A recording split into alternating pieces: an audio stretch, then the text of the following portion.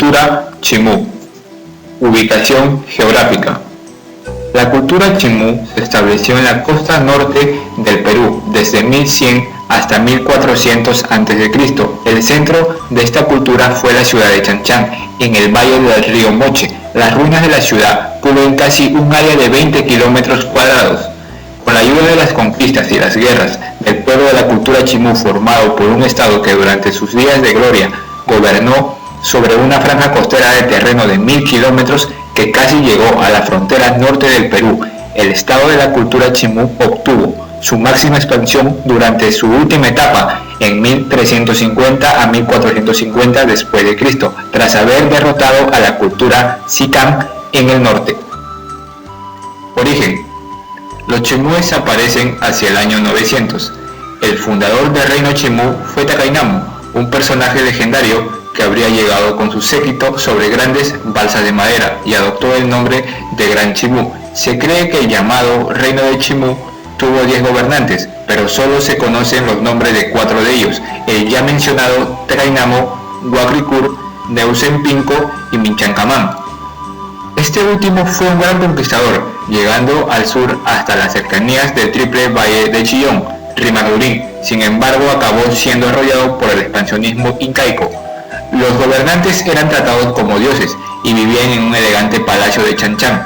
Había clases sociales regidas por un estado imperial que había conquistado al reino Xikang de Lambayeque. Justamente las leyendas de Nailán en Xikang y Tacainamo en Chimú transmitían fantásticamente las guerras iniciales por esas tierras. Conquista incaica. Garcilaso sitúa esta conquista bajo el reinado del Inca Pachacútec, con quien empezó la expansión imperial incaica. Las fuerzas incas estuvieron comandadas por el príncipe inca Yupanqui y contaron con el apoyo de las yungas de Chuquimancu y Cuismancu, reyesuelos de los valles del actual departamento de Lima, antiguos enemigos de los chimúes. La guerra fue larga y sangrienta. Con grandes esfuerzos los incas avanzaron por Paramonga y Santa, y no pudiendo doblegar la resistencia del enemigo, el príncipe inca pidió más refuerzos, que le llegaron en número de 20.000 soldados. El gran chimú Minchancamán, viendo que era imposible resistir más y presionado por sus propios súbditos, se rindió, sometiéndose en vasallaje a los incas. Cuenta Garcilaso que en memoria de esta conquista, los incas elevaron la fortaleza de Paramonga, aunque esta es en realidad pre-inca. Idioma. El idioma que predominó entre los chimúes fue el idioma Quisnán, aparentado con el idioma mochica. Como lengua franca hablaban el mochica y un dialecto propio de los pescadores llamado lengua pescadora por los misioneros españoles. El idioma Quisnán es un idioma peruano prehispánico desaparecido que en su inicio, antes de la creación del Imperio Chimú, fue hablado por la etnia chibú, correspondiente a los antiguos territorios de los mochicas del sur, desde el valle del río Chicama por el norte hasta el valle del río Chao por el sur. Organización política.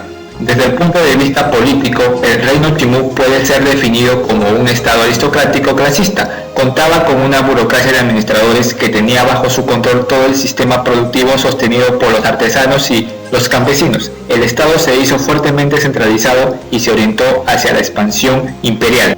Organización social. Era una sociedad clasista con profundas diferencias entre sus grupos sociales. A la cabeza de la pirámide social estaba el gran señor llamado Xiequis, que vivía en una corte fructuosa en la capital Chanchán, en medio de espléndidos palacios y rodeado de una numerosa corte. Luego venían los alaik o grandes curacas o caciques, miembros de la nobleza a quienes podemos comparar con los señores feudales. Enseguida estaba un grupo con cierto prestigio y poder económico llamado Fishya. Al final se encontraban los vasallos, que eran la gran mayoría, es decir, el pueblo, dedicados a la pesca, a la agricultura, a tareas artesanales y al comercio, y como último grupo, los sirvientes, llana. Organización económica. Agricultura.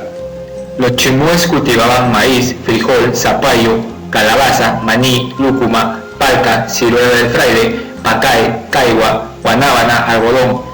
Para ampliar el área cultivable usaron una extensa red de canales, muchos de los cuales fueron herencia de las culturas Moche y Lambayeque.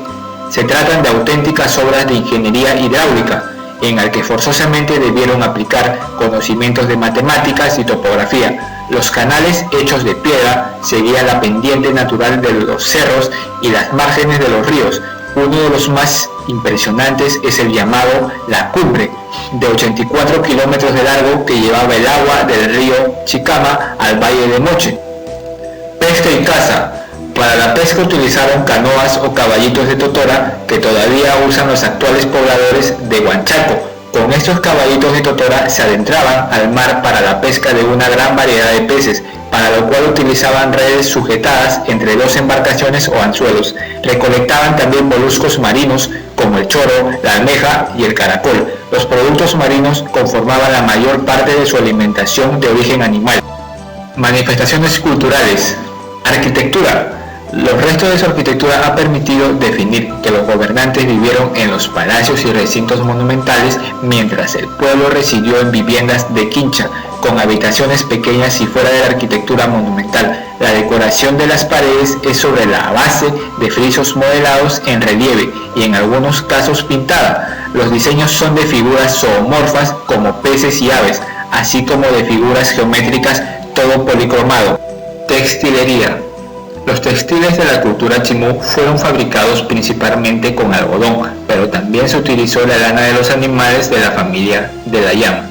Hubo numerosas técnicas de producción y formas de decoración, entre otras cosas plumas y adornos metálicos, como placas de colores de oro y plata, que fueron extraídos de ciertas plantas para la unión de los tejidos. Las prendas eran de 4 animales, el guanaco, la llama, la alpaca y la vicuña, y de una planta de algodón nativa que crece de forma natural en 7 colores diferentes.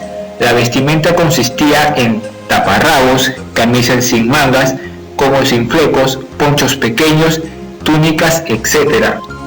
Cerámica.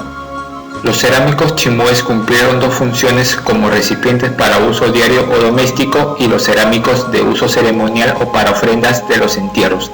Los primeros fueron elaborados sin mayor acabado, mientras los funerarios muestran bastante dedicación.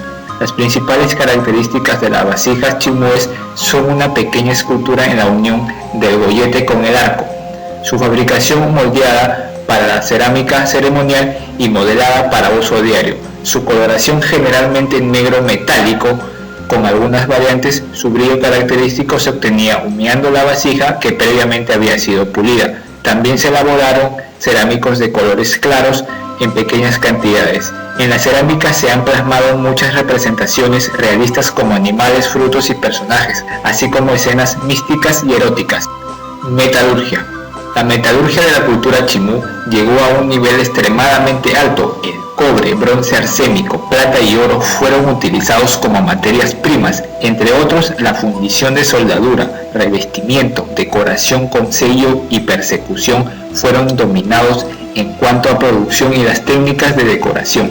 Entre otras cosas, copas, platos y muchos tipos de joyas y adornos estaban hechos de metales preciosos reservados para el uso de la aristocracia. Bueno, y para finalizar tenemos lo que es un mapa conceptual acerca de los puntos más importantes y resaltantes de la cultura chimú. Como podemos ver, tenemos lo que es marco geográfico, economía, sociedad, organización política, arte en cuanto a cerámica, textilería y arquitectura, la conquista y lo más representativo. Bueno, eso ha sido todo por hoy, espero que les haya gustado. Gracias.